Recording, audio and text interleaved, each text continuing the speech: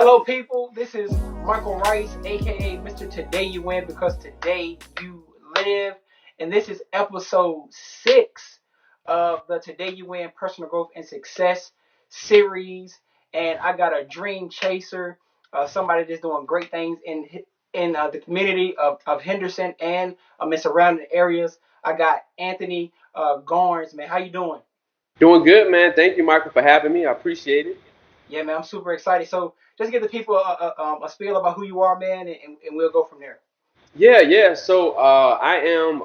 I spent most of my young life in Henderson, North Carolina. I was born in Harlem. Moved from Brooklyn, New York, in the fourth grade, and that was my first time, visiting Henderson. And I went to elementary school there, went to middle school, graduated high school.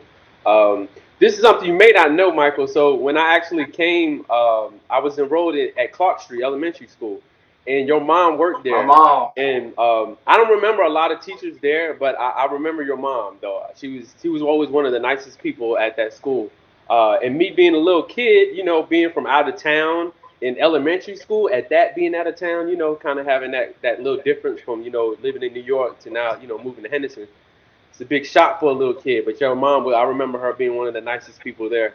I can Oh always, man, respect. yeah, Hey, look, quick story. Cause actually, when you that's a plug because I kind of told her I was like, I'm interviewing this guy right here. So at first when I showed her the picture, she was like, man, he looked familiar. And then she said, oh, I know him. He went to Clark Street. So man, she's yeah, gonna be proud when she see this, man. So that's pretty dope, man. To hear that yeah, respect, yeah. man. So let's tell the people, how did you get in after Henderson, man? Like graduate from high school. Um, what was the kind of the transition after high school?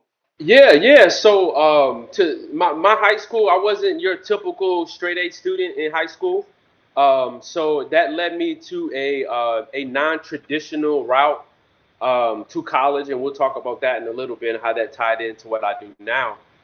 So after I graduated high school, class of Southern Advanced, class of '02. If you listening to this, shout y'all out. But I went into the army. I went into the army. It's crazy because like my summer of my senior year when I graduated, I went straight to basic training, went straight to school training, and then if those of you are history buffs, in 2003 we declared war on Iraq. In January, February, March timeframe, I was fresh out of basic training, and of the next year, and I went straight to Iraq. I went straight there. I spent 13, 14 months Man, in Iraq. so you was in it, man. Yeah, So yeah. kind of So, walk us through. Oh, go ahead. yeah, no. So, a lot of people don't know that when people talk about how we invaded Iraq, but I was already in Kuwait before Bush had even made that announcement.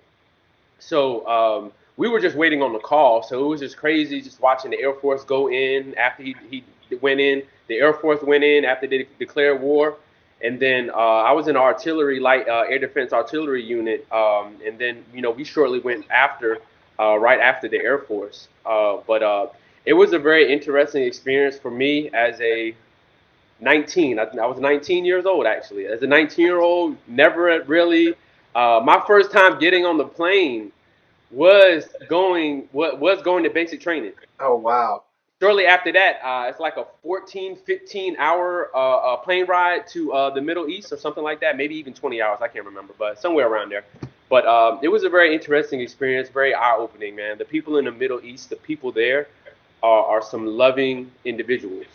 You would, I tell folks, when they ask me all the time about, my experiences over there and just dealing with people, interacting with people, how you treated. It shocks them when I tell them that all the citizens over there, they you could tell they had God and love in their heart. Uh, for them to have another country occupy them, whether for whatever reasons you may think, still, you can think of, North Carolina being invaded, right? Hmm. With quote unquote good intentions. And I don't think we would have that type of welcoming and open arms. These are people that brought out tea. They call it chai over there, out to us when we would have these checkpoints. It was just an amazing experience. Not to go too much in depth, but I would not have changed my experiences that I experienced over there. Anything between the violence that was over there and any other experiences. I mean, I wouldn't have asked for any other way to God to put me on that path. Man, hey, that's a great man. That's a great story, man. Respect for your service, man. I think, I mean, Appreciate it. just kudos that you was over there, and you was protecting us, protecting and serving, man. So, just kind of walk us through like Yep. 19, straight to the army. Like, what was the hurdles like, just being that young, and then also coming back into the states? How was that Correct. transition? Yeah, so I guess I could go into the reason why I went in. It probably helped everybody understand on what happened after I got out. But I wasn't a straight A student when I was in high school. I've lacked very little discipline and drive, and with my experiences through the army, most of it was good. But just like things in life in general, you have negative things that you don't agree with and stuff like that. But it really basically gave me accountability for myself and helped me understand the world is a lot bigger than where I grew up at. Right? Man, It opened my eyes out and helped me realize the drive. Right, the drive that I needed to do whatever I decided. Because at that point in time, I still had no clue what I wanted to do. I wasn't even DJ Harlem then. I wasn't even a DJ then. let's go. Um, People think that I do a lot of different things with DJing, and it's brought me and opened a lot of doors for me. But people, they see me DJ, it's like, oh, you probably DJ like how long you been DJing since you was like 8 or 9? No, actually I haven't. And I credit that to me growing up in New York. The people I lived next door, they were Haitian. And New York in general, you had the Latin and, neighborhoods. You have Hmm. Haitian neighborhoods. New York is a big melting pot, especially in Hmm. Brooklyn. It's a big melting pot, and I just grew up listening to a lot of different music. I'm not even gonna front. Like I had Backstreet Boys on, not Backstreet Boys, New Kids on the Block on vinyl. Uh-huh. I don't be share that a lot with people, but I listen to everything. I just love music. But at that point in time, I didn't even consider the DJing profession. But to fast forward, I came back, from Iraq. I did about 13 months in Iraq. Came back home. I wound up being an army recruiter Hmm. in Raleigh. For about a couple years, I wound up going to college. I earned an undergraduate degree in HR management. I think my experience as an army recruiter really helped me understand what I wanted to do, um, business wise, and kind of enhance my entrepreneurial spirit. Hmm. So I had a friend that was a DJ, and I visited him, and he had some CDJs and stuff like that, and I just naturally gravitated towards it. I was probably 24 Hmm. ish, right around. I was pretty young. I was in my early 20s, and by the time I turned 25, I was in clubs DJing. Yeah, it was a pretty quick turnaround. Like I basically got into the DJ game. I was introduced to it, and as I said before, I started practicing. I practiced every day for almost a whole year, That's a good point. and yeah, I just got a lot of, I just, it was a good look for me because of my musical taste, just because I was exposed to so much different music. I was exposed to be more club music. We talking about the early 2000s where, you had Nelly, it was a lot of dancing back then in the clubs. So it was a lot easier to be a DJ, right? Because Yeah. because you was in college, Hey you man, was out and hey, about like I was it back went then. from it went from Saturdays to Thursdays to Wednesdays, man. Exactly. It's crazy, man. It's crazy. So, I spent probably about a good 5, 6 year runs doing college parties, clubs, and anything in between. But I got married.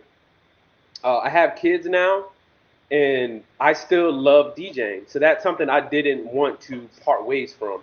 So I do what they call, I found another lane. So Mm. and that lane was the corporate and wedding industry. I still do a little private parties here and there, but for the most part, I do a lot of weddings and a lot of corporate stuff. Exactly.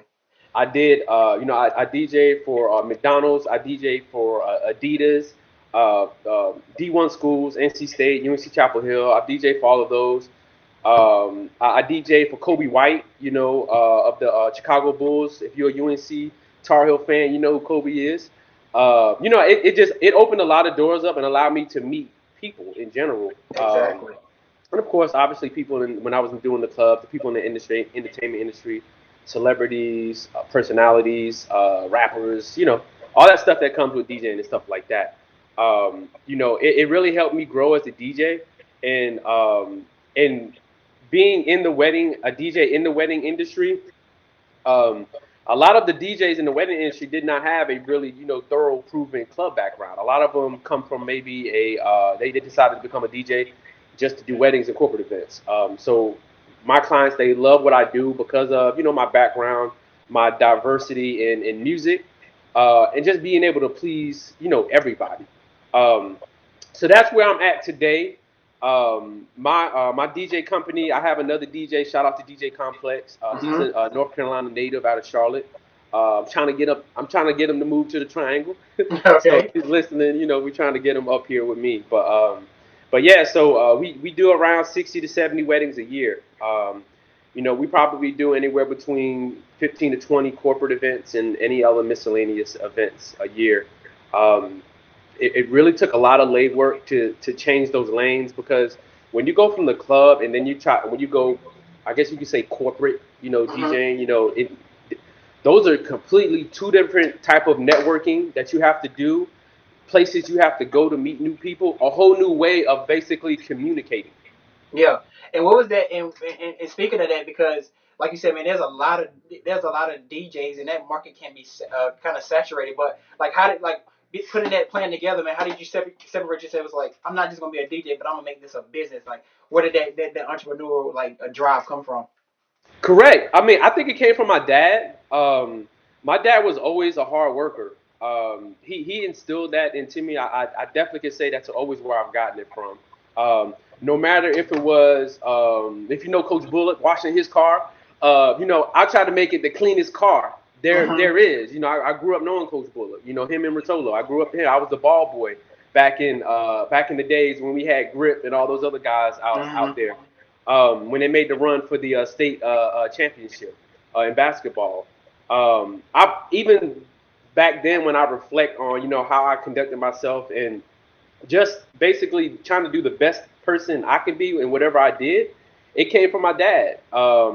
And that led me to DJing is competitive, right? And I consider Hmm. myself a competitive person. So I went from the club sector being competitive to finding a way to challenge myself and still maintain to try and be better in the wedding lane, right? Hmm. So some people think it may not be as exciting as the club and the glitz and glamour, but I just found another lane to motivate myself, and that was money.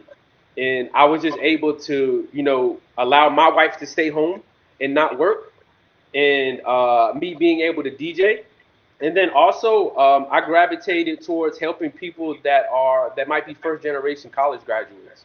And that actually what led me to a career in post secondary recruiting, post secondary education recruiting. And that led me to where I'm at now. I am a recruit outreach officer for Wake Tech. Wake Tech is the Hmm. biggest community college in the state of North Carolina, and I've been with them since 2013.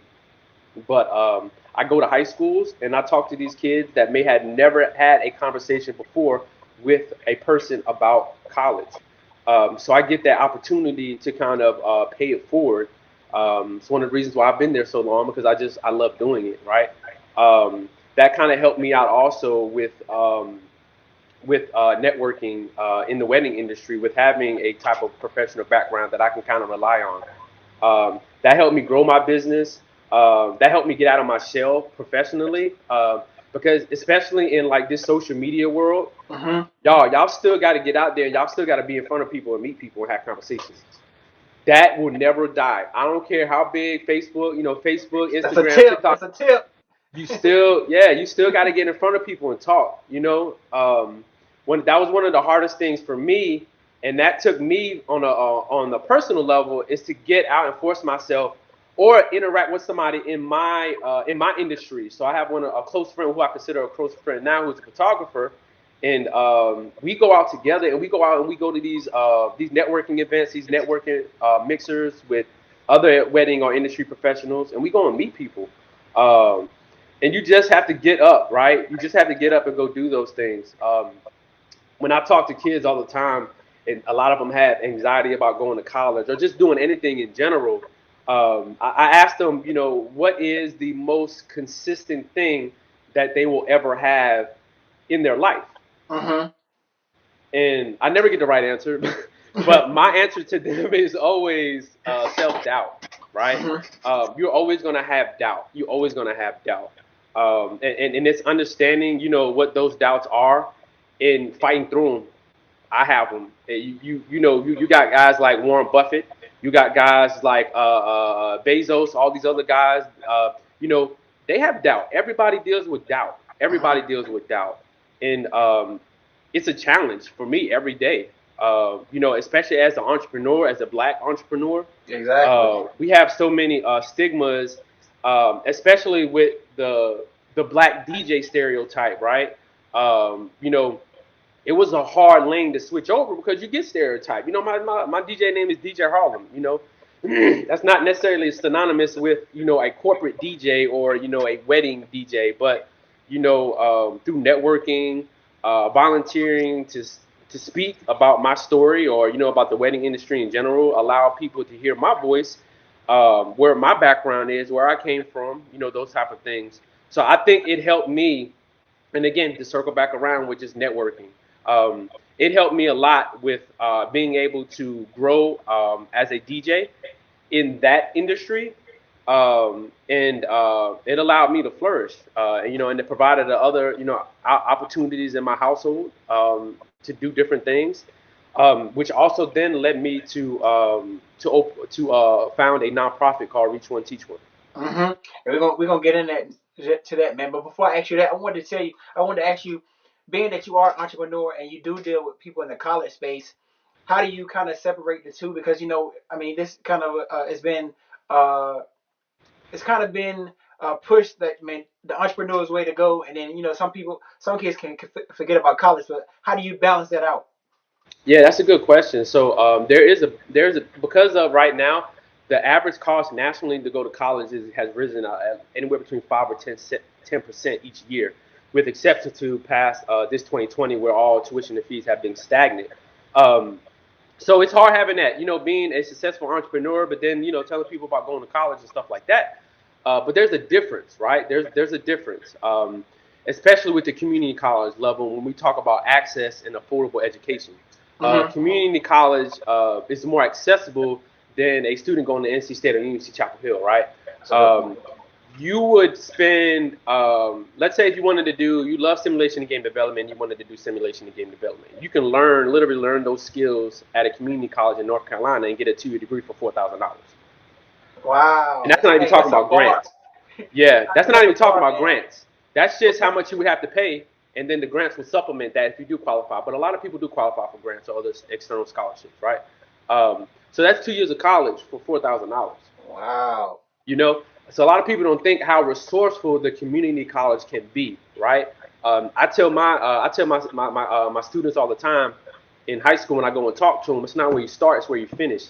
If you go to community college or the Wake Tech, um, you know, a lot of the programs that we have uncapped earning potential because there's the entrepreneurship step within that industry, such as like simulation and game development, or we have a program to teach you how to create your own apps on your phone, that type of stuff, plumbing, electrical.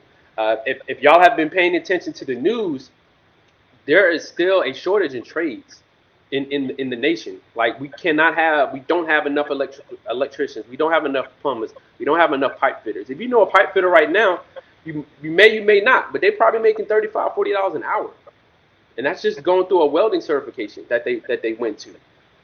So there's a lot of different lanes you can take advantage in the community college, as well Man, as go ahead. no, I was just saying, man, I should have had you when I was going to college. Yeah, man, Community college is a great opportunity, especially with the university transfer option they have. With having that, students can, potentially, if you're looking at going to a 4-year college eventually, and I talk to kids all the time about getting your first choice at these colleges. If you really want to go to NC State, don't settle for another school. Don't settle for another school. Go to a community college and then transfer, right? But that also led me, like, going into the high schools, um, seeing that, no, Wake County. Those of you may not realize I work in Wake County, right? That's where Wake Tech is. We cover the Wake County area. Wake County has 33 high schools. They might have 35, but pretty sure it's 33 high schools, public high schools in Wake County, and I go to all of them. And what started me, I told you I started at Wake Tech in 2013. I Mm-hmm. founded Reach One, Teach One in 2018. And that is because of one, there's multiple reasons, but one of the reasons is like me going to these high schools and realizing these kids need another resource outside of high school. Okay, us as a community, and I'll talk about Henderson because that's where both of us are from, right? So I'll use Henderson as an example. We can't depend on Henderson Collegiate. We can't depend on Vance Senior High. We can't depend on these schools to be the end all to be all to make sure our kids are successful once they leave these institutions. We can't. We can't. It's not possible. We have to have external. We have to have athletics. We have to have what you do, Michael Rice. Make sure those boys in those boys' face and holding them accountable. We have to have, nonprofits. Reach One Teach One is not the only nonprofit in Henderson. There's Game Free Incorporated that's there. There's quite a few. I'm sorry if I'm missing, other ones, but those are one of the ones that I see a lot that have a real presence in the Yeah, community. there's enough. There's Uh, enough resources, man. yeah, yeah. There's people helping other people with Pope, Exactly. with Antoine Hargrove. We got people out here trying to do things in our community that's needed. You know what I mean? That's needed. So, with that being said, noticing that need and experiencing it, being inside the classroom, having these conversations with these boys and girls in school, these young men and young women, I said, I need to do something in my community. You know, so around about that time, Black Panther movie had came around, and I said, you know what, that's something that I could possibly do. This is an opportunity for me. And I read somewhere that somewhere else, I think it might have been in Detroit or somewhere, where these young men had signed up 100 boys to go see Black Panther. And, I said, you know what? I'm gonna do that in Henderson, but I'm gonna open it up to boys and girls. And then I'm gonna have the dopest motivational speaker come Oh and man, talk to these kids come because I on. know they know you more than they know me, and I need them to be able to connect with somebody because we only have a short amount of time because those moving screening red tape that we gotta. So I had to get you a part of it, Exactly. um, you know, uh, and that opened the door for me to actually found Reach One Teach One, and we've been doing programming ever since. Yeah, let's talk about that, man, because like reach one, teach one. A lot of people want to help the community, man, especially your hometown. And I think it's dope that we have a lot of people our age and people that went to school with. They want to come back and contribute to the home. But it's just something about being from a community that you want to help. What made you just take action, man? Because a lot of people have those ideas, but what turned the motive into action? Like you talking like motive action. Like what is it? I seen this, now boom, let's jump. Correct. So what I did was, so after the Black Panther movie screening, we basically paid for a movie theater room, and we rented out we rented the entire movie theater and allowed kids to come in and get popcorn and stuff like that. So after that event was over, I was like, okay, you know what? I want to start a nonprofit. So I had to do my research. I had to go in. I had to look. Um, there's a YouTube channel. Her name is Shanita O'Neill. YouTube Plug. her. The nonprofit Nista is what she calls herself on YouTube. But she was clutch in helping me with starting up my nonprofit because that's what she helps. She does a whole blogcast. She has a whole YouTube channel on that. So I was able to first, whenever you open up, whether it be a business, a nonprofit, whatever, start with your research. So that's what I did. I started with my research, kind of used the same format or formula that I used to start my DJ business, and how to grow that. I first started out with, having a nonprofit was foreign to me, didn't know really anything about it. So I wound up researching on how to get, how to get incorporated as a nonprofit. A year later, I wound up filing for my non-exempt status for a 501c3, which is very important for a nonprofit. So you don't have to pay any taxes on any donations. So it's basically it falls under 501c3 falls under the same I guess you can say title as a church would when you talk about non-taxable Mm-hmm. funds or donations, right? So all the money we receive, it's pushed 100% back out into the community. So I researched that, set all that up, went and got a logo, built the website from scratch. I found one of my close friends to be the executive director for me because I didn't want to have any conflict of interest. Shout out to my bro Marquise Cruz. He's a Henderson native also. And then once I got him aboard, we went and recruited board members. We found great board members. We have a lot of folks that work in mental health. We have one person that works in in Vance County. They teach, so they work in the K through 12 education.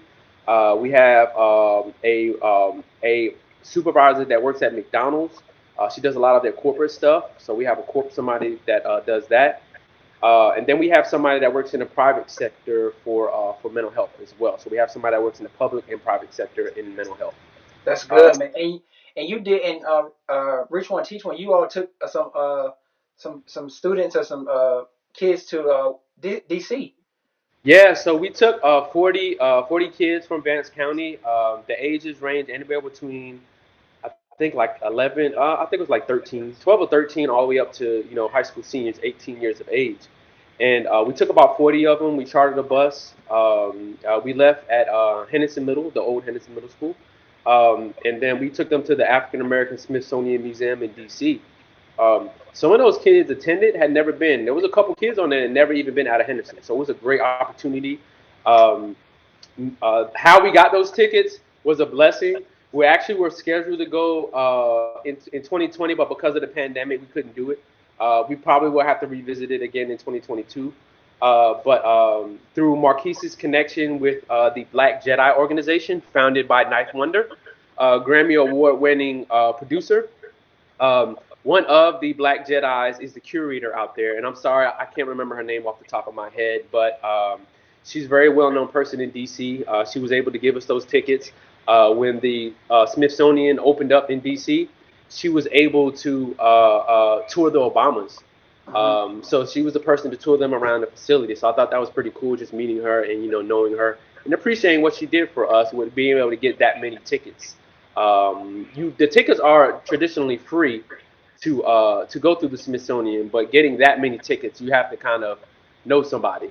So we were Exactly. fortunate enough to know one of the curators there Yep. to get that many tickets allotted. So so Black Panther event DC. I mean, you Yep, just yep. look. You just took us through the whole. You took us through the whole blueprint of how to do. I mean, just the ABCs. I mean, I know some back stuff along with a nonprofit, but when somebody watched that, it's like, look, no more excuses. He just gave you the whole blueprint, and he gave you the plug to go watch the YouTube channel, so you can be successful. So, also you did a DJ event for young. Yes. Yeah, so I did the entrepreneur workshop. So it was inspired by around the time I think Nipsey Hussle had passed away. And the workshop is actually called Hustle and Motivate. Um, Nipsey, for those of you that know or don't know who Nipsey is, he was a rapper, and he was basically before he passed away, he was actually unfortunately with our black leaders passing away in our community, they almost reached the pinnacle of their mainstream popularity, and then something happens, Mm-hmm. and this unfortunate situation, he was killed in front of his store in California. I think it was in Los Angeles. So, sorry if I got that wrong, but it was his store called the Marathon. Um, and he was doing some type of marketing event there. But nevertheless, that inspired me to create a programming to help students learn about the DJing business. So obviously, we sat through. It was a 3-day workshop at the Advanced Recreation Center. It was a 3-day workshop. Students were taught DJ fundamentals. They were taught how to actually set up an LLC. how do you make money doing DJing? That important stuff is just as important as DJing, especially if you want to do it for a living, right? Um, we also had somebody to come in and, Michael, you talked with them also during one point in time. We had somebody come in that was a CPA and talk to them about accounting practices, stuff that they would need to know, opening up a business, what's the difference between a personal business account and a business account. So knowing the difference and how that can help you grow your business financially. So just walking them through, step A to DJing and then all the way to step, Z, to opening up and opening up a profitable business. And even if they don't want to DJ, what they were taught in those workshops, in that 3-day workshop, is just to have a higher business acumen. That's important. That's why, we get a lot of flack sometimes about some of our businesses. We open up businesses and then we fail. When you open up a business, you might fail. The chances are highly likely you might fail. It happens. I failed. Mm-hmm. I don't mind throwing my numbers out there. I went from DJing. When I first started DJing, I was DJing $150. Mm-hmm. I was DJing $150 a gig. I wound up going up to like 250. Then I started doing my own parties. I was making 2,000-3,000 for my own parties and stuff like that. I make a lot more than that now. Yeah. I make a lot more than that DJing. As the value goes up, more. the price goes Correct. up. Correct. Yeah, exactly. Demand go up, price go up. Exactly. Exactly, man. That's the same goods and services. Yep, that's right. Yeah, man. So, man, I think what you're doing is so dope. And tell us about what's coming up, man, about this financial literacy program for Reach One, Teach One. Yes, yes. So you can check out our Facebook page. There's more information at Reach One Teach One Yeah, we'll have it Incorporated. at the bottom of the screen, too. We'll have it up Awesome, awesome. Yeah, check that out. You can also go to our website at www.reach1teach1, all words, and then the number 252.org. So Reach One Teach One, then the number 252.org. You can find out more information. You can go on our Facebook, on our Instagram. We have a financial literacy workshop. We've all been hearing about GameStop, about the stock market. And I know we got a lot of kids in our community that's like, what stocks? I ain't never heard of stocks before. How can I get into that, right? Those kids right now, you can own stock right now. You don't have to be 18 to own stock. You can get set up right now to own stock. But so the financial literacy workshop is scheduled for March 27th. It's virtual. The deadline to register is March 25th. We have partnered with State Employees Credit Union. Their outreach department is coming in, and they're going to talk to attendees about the fundamentals of banking, how to set up your banking account, why is it resourceful, why is credit useful. You're going to talk about a little bit about stocks. We're going to break down to you about what stocks are, how can you buy stocks, and how can you, more importantly, how can you make money off stocks, right? So just talking about that, getting kids used to understanding and listening to those words and terminologies that are used in the financial sector. And then all the attendees, my nonprofit will be sponsoring each kid that attends, and we'll be making sure we pay for them to get a savings account. So they don't have to worry about any fees. We'll be paying for them to get to set a savings account. And we've already set up certain communication with state employees. We found that if students have a savings account and they can start saving money on their own and have access to their own bank account, it will increase their chances to be successful as entrepreneurs, or if they go on to go to college or do whatever they decide to do, whether they decide to be a college graduate or entrepreneur, or a college graduate and an entrepreneur. Because just because you go to college don't mean you can't work for yourself. Go to college to work for yourself. Don't go to college to work for somebody else.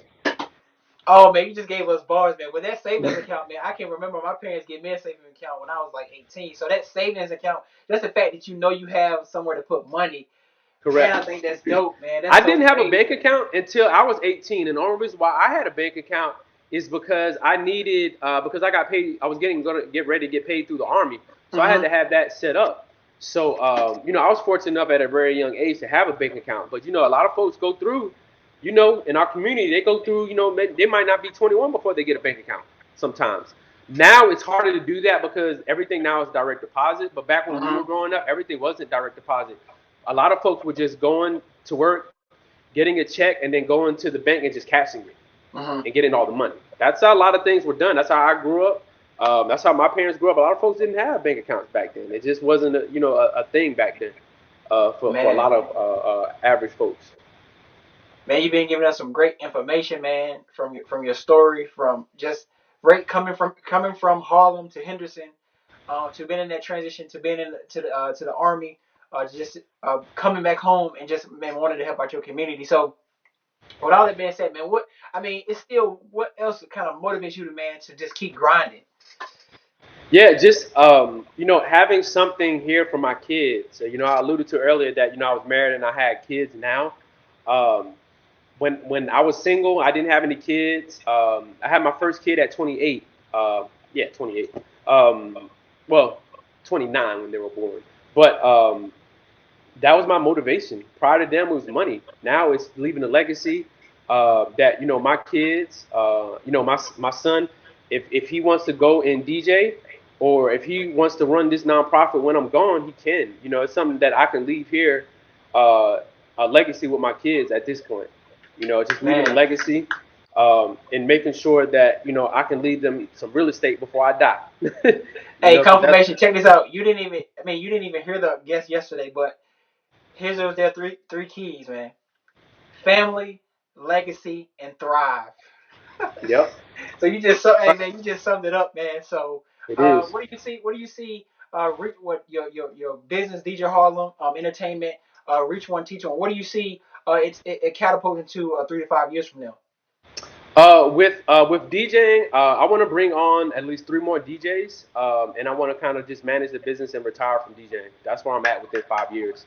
So with Reach One Teach One, I want to be able to do that full time and run that nonprofit, and also have a good funding cycle. Because of the pandemic and us being still a fairly new nonprofit, if you are interested in nonprofits, one of the hardest things, or starting a nonprofit, one of the hardest things is the funding cycle and mastering that. Because with fundraising in a nonprofit, you're continuously fundraising, right? So that's the hardest part because with nonprofit, you can't do anything without money. I don't care how good you could talk. You could come up with all this different programming. Coming up with programming is, one of the best things we've been doing at Reach One Teach One. But because of our community, we've been able to implement that programming into the community and execute that type of programming, like our financial literacy workshop that we're getting ready to do, taking those kids to the Smithsonian Museum. People in our community, we're getting support. So we're getting donations that come in. Any money that we try to go for raise, we usually get it, and we're blessed to have that type of support from our community. Yeah, man. And you, I mean, and just a side note, man. You'll always get my support, man, because you could pick. I mean, 2 times, and we always kind of dialogue off camera, but I mean, Awesome. 2 times you could have got anybody, man. But the fact that you was like, hey, Mike Rice, I need you, man. Can you come speak, man? That kudos to me. Not really knowing you. I mean, knowing of me, but I mean, just the first time not having that interaction. But you was like, man, I heard great things. So, man, reach one, teach one. Whatever I could do, man, I always be there to help you all, man. Just push the community and the culture forward. So, man, what would you Thank want? Just people listening to this. What would you want them to just take away from this interview? I probably want them to take away, as far as being an entrepreneur, is relationships. Relationships are important, right? We're going to spend money on advertising, marketing, and stuff like that. Know your elevator pitch, okay? So if you have a DJ business or you have any type of other business or nonprofit, make sure you have memorized your mission statement or you memorize your pitch to your constituents in your community.